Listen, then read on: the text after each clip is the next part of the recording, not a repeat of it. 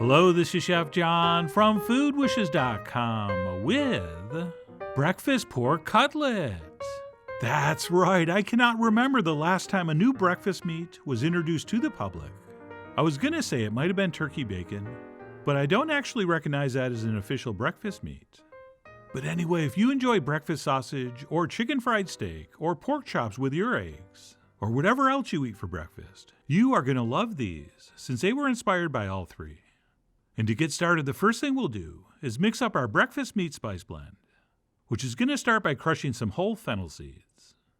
Okay, to me, one of the key ingredients in breakfast sausage. And what we'll do is toss that in our mortar and pestle it until it's finely ground. And if you don't have one of these, you could just crush them on a cutting board with the side of a knife. But it's so much faster in this. And I've been trying to get you to buy one of these for like 15 years. So maybe this will be the time. But either way, once we have those bashed up or smashed up, I'm going to transfer it into this small bowl and add the rest of our breakfast meat seasonings, which will include some freshly grated nutmeg, another signature ingredient of breakfast sausage, and then we'll also want some freshly ground black pepper, plus a few shakes of cayenne just to stay in shape. And then we'll finish up with a little bit of garlic powder, and then last but not least, some dry poultry seasoning. And that's it. We'll take a spoon and give this a mix. And yes, different poultry seasonings contain different ingredients, but they all include sage and thyme, which is really what we're after. And if they happen to also include a little bit of rosemary or dried parsley or whatever, that's fine. The more the merrier. And that's it. Once mixed, we can set that aside, and we can move on to prep our pork. And what we're going to use is something called a boneless center cut pork chop. Which, yes, is definitely an oxymoron, since for something to be a chop, it has to have a bone. But anyway, that's what they're called. And we're going to pound these out. But before we do, if we're going to keep a little bit of that fat on, which I am, I like to make a shallow cut through that edge in like 3 or 4 spots like this, so that once this is pan fried, it doesn't curl up. I mean, it's called a cutlet, not a curled uplet. So I think it's worth the extra couple seconds of work. And if you're going to trim that fat off anyway, then you don't need to do this. But anyway, that'll be up to you. I mean, you are, after all, the Batman of your fat man. And then what we'll do is place that between 2 pieces of plastic. And we'll take our meat pounder, or something else heavy and flat, and we will pound this piece of pork out to about 1/4 inch thick. All right, give or take. But we don't want to go super thin, because we want this thick enough so the surface has time to get nice and crusty before the inside gets overcooked and dry. So that is looking just about perfect right there.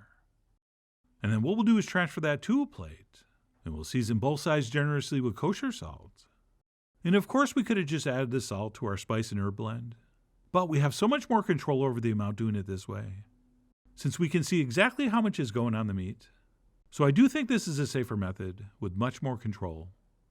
And then once we thoughtfully season both sides with salt, we will do the exact same thing with the spice mix we made earlier.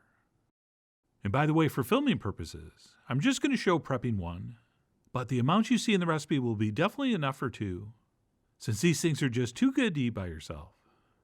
Or if you don't have anyone else around, let's say these are too good to eat just 1. So we'll go ahead and sprinkle as much of that mixture as we want on both sides, at which point we need to introduce another key element in any breakfast meat, and that would be a little bit of sweetness. So what we'll do is take a little bit of maple syrup, or just like half a teaspoon or so, and we will spread that evenly all over the surface, and then we'll flip it over and do the same thing to the other side. And besides the fact that this is going to be perfect with all those other flavors, this is also going to help our breadcrumbs stick on, without having to resort to the always messy 3-station breading method. Okay, so once we've served our meat, we will sprinkle over a light coating of dry breadcrumbs. And we do want to use the regular fine ones here, and not those larger jagged panko crumbs. But having said that, if that's all you have, they'll probably work.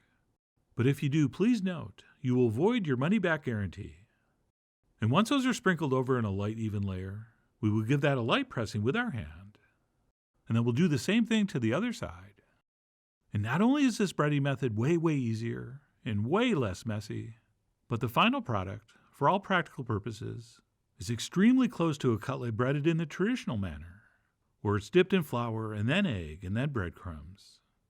Plus, I'm going to eat this with eggs. Do I really need another egg in the coating? And that's it. Once our cutlet or cutlets are breaded, we can head to the stove to pan fry these up, which I'm going to do in olive oil and butter. Overheat somewhere between medium and medium high. And because these are relatively thin, we're only going to need a couple minutes per side. And yes, you can make these a little bit ahead and leave them in the fridge for a few hours. But if you do that, you might get some moisture leaking out. So you may have to reapply a little bit of dry crumb before you cook. So generally, I do like to bread these relatively close to the cooking time. And once the meat's pounded, these really only take a couple minutes to prep before they're ready for the pan. But anyway, I gave that first side about 2 minutes, and I went ahead and flipped it over. And even though that wasn't very long, we still got some decent browning, thanks in part to that maple syrup caramelization. So I went ahead and cooked that second side about 2 minutes as well, and then did something you're never supposed to do. I flipped it over again. Right, they say you should only turn meat once, but they say a lot of things. And I enjoy turning my meat over whenever I feel like it. So I flipped it over to give that first side another 30 seconds or so, because maybe as you could sense, I thought it should have a little more browning, which I believe I achieved. So I went ahead and transferred that onto a plate, and I grabbed a fork and knife so I could cut in and analyze. And for this tasting, we're going breakfast pork cutlet only, so we can just focus on the star of the show. And then later I'll plate up another one with an egg. And that, my friends, was everything I hoped it would be, and more. Right, some of these recipes are hard to describe, but this one is easy. What we have here is a perfectly cooked, moist and tender pork chop that tastes like breakfast sausage and eats like a chicken fried steak. And to my ears at least, nothing about that doesn't sound amazing. And because we did go with that cheater breading method, that layer of coating on the outside is much thinner than it would normally be. So compared to your average cutlet, this is much more meat forward. I've always wanted to say that. Which is another similarity to a chicken fried steak, which is classically not breaded, but simply coated in some seasoned flour before it's fried. But anyway, to summarize, I absolutely love this. Which is why I wasn't even a little bit upset that once I finished it, I had to cook another one so I could plate it up with an egg and garnish it properly. And take a few pictures, of course. So that's exactly what I did. And as a little bit of a contrast to that pan-fried richness, I made a little bit of a nest with some pickled red onions. And then you know what goes in nests? Yes, that's right, eggs. So I grabbed one of my famous 6.5-minute soft-boiled eggs. And once I figured out which edge was the blade, I went ahead and cut that in half to reveal the never not sexy runny yolk. And after I cut that, I decided it would look better if I turned them around, which it did, except for that stringy piece of white. And then I seasoned that egg up with some freshly ground black pepper and a little touch of cayenne, and of course a nice big pinch of salt, before finishing up with some freshly sliced green onions. And rest assured, that stringy piece of white will be disappeared before I take the contractually obligated pictures and go in for a bite. And as amazing as that one I just ate plain on the plate was, this plating, for obvious reasons, was significantly better. Alright, every pan-fried meat is better dipped in egg yolk. That is just a scientific fact.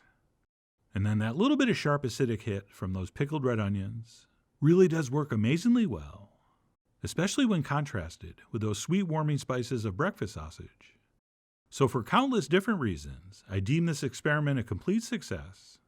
Although I really shouldn't even call it an experiment, since I kind of knew before I started it was going to be this good. And it really, really was. And by the way, the peeled soft-boiled egg looks really nice on this.